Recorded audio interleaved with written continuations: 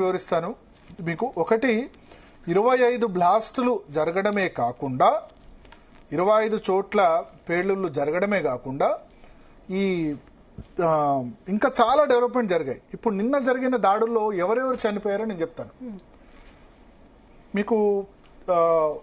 భారత పార్లమెంట్ మీద అటాక్ గుర్తునే ఉంటుంది.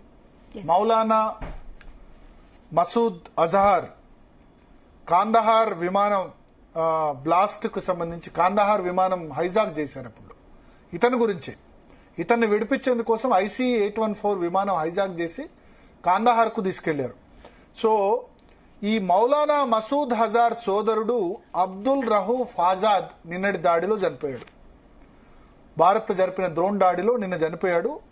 అబ్దుల్ రహూఫ్ ఆజాద్ ని అమెరికా అంతర్జాతీయ ఉగ్రవాద లిస్టులో చాలా రోజుల క్రితం ఉంచింది. నిన్న రాత్రి నుంచి చేసిన దాడుల వల్ల ఇతను చనిపోయాడు. ఇతనితో పాటు 14 మంది కుటుంబ సభ్యులు చనిపోయారు. మసూద్ అజహర్ అంటే మన టెర్రరిస్ట్ క్యాంపుల మీద అటాక్ చేసిన వల్ల 14 మంది కుటుంబ సభ్యులు, మసూద్ అజహర్ సంబంధించిన కుటుంబ సభ్యులు చనిపోయారు. దానిలో ఈ అబ్దుల్ రహూఫ్ ఆజాద్ ఇతను జైషే-ఈ మహమ్మద్ అధినేత. ఇప్పుడు జైషే-ఈ మహమ్మద్ అధినేత మౌలానా మసూద్ అజహర్, కానీ ఆ బాధ్యతలు ఇతనికి అప్పగించారు కాబట్టి ఇతను ఇప్పుడు చనిపోయిన పరిస్థితి. అతని అంత్యక్రియల్లో యాక్చువల్గా పాకిస్తాన్ సైన్యము, ISI అందరు కూడా పాల్గొన్నారు. సో దట్ ఇంకేం ప్రూఫ్ కావాలి?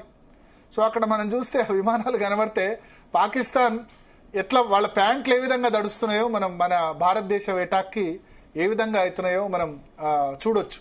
మొత్తం ప్రపంచం అంతా విమానాలు ఎగురుతున్నాయి. పాకిస్తాన్లో ఇవాళ మిట్ట మధ్యాహ్నం అవుతుంది, ఒక్క విమానం కూడా ఎగరని పరిస్థితి. ఒక విధంగా పాకిస్తాన్ స్తంభించిపోయింది. అందుకనే మనతో పెట్టుకుంటే ఎట్లా ఉంటుంది?